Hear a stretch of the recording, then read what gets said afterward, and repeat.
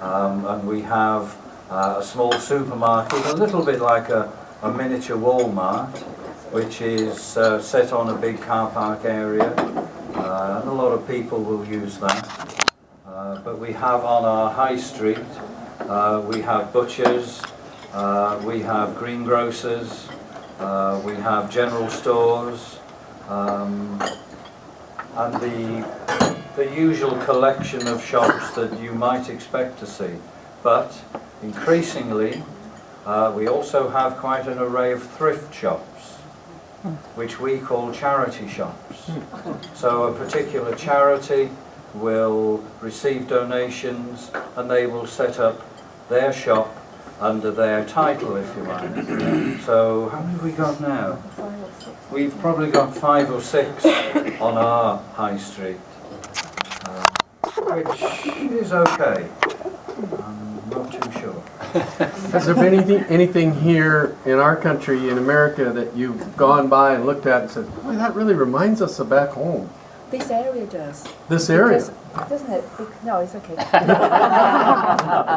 Because of the hills, it's quite hilly, which we weren't expecting.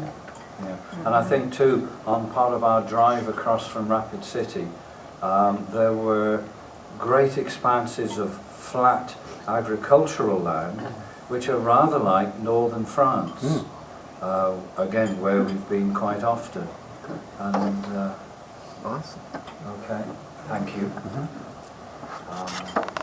Well, shall I sit down? Yes. What feature have you seen that you say, oh my goodness, that is so strange?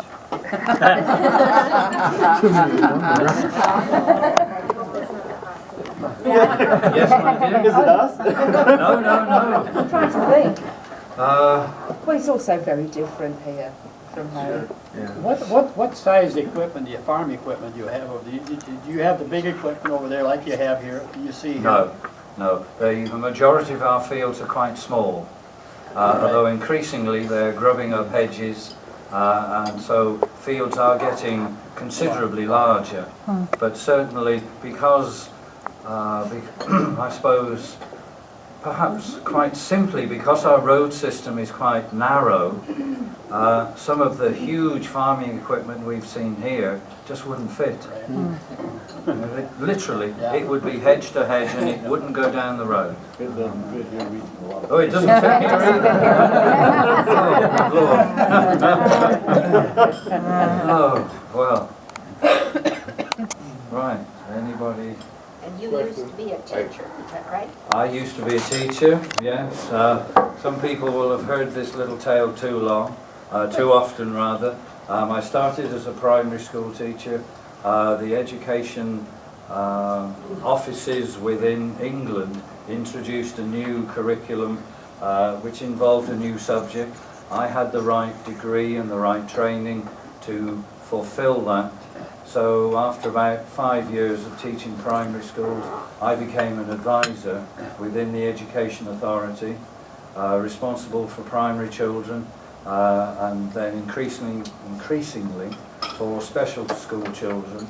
So that was the main bulk of my teaching career, was actually advising other teachers, various forms of training, but also going into classrooms and actually teaching what this new curriculum, what this new subject was. But of course then, as with a lot of education authorities, they run out of money. They have a change of emphasis. The philosophy, if you like, gets slightly tweaked, and I found myself out of a job. Great, you know. So the last 6 or 7 years of my teaching life was spent in a special school which went through from kindergarten to school leaving age. And when a child who is 6'4" says, I ain't doing this, it's potentially rather challenging. When I'm doing this, now look, George, you've got to do this. So, and then I was able to escape. And as you can tell from the colour of my hair, I've escaped probably 6 years ago. 6 years. 6 years ago. And enjoying life and enjoying living in our little town and getting involved. As you know, you talked about the strength of the community, and we have that strong community. Although I've had a conversation with this guy here, the flag man. Can I call you the flag man? Whatever. I've already got one name wrong. I don't want to do. That's Charles. That's Charles, right.